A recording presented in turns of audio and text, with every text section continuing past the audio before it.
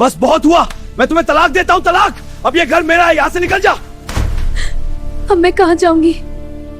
बाबा भी नहीं रहे, कहाँ जाऊंगी?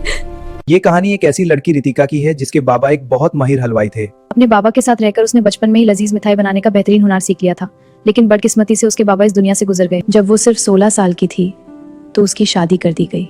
शादी के बाद वो अपने ससुराल चली गई, जहाँ किसी को उसके हुनर के बारे में पता नहीं था। दिन बीतते गए और उसका ये हुनर घर के आम कामों में खो गया। लेकिन उसकी शादी ज्यादा अरसा नहीं चल सकी और उसकी तलाक हो गई।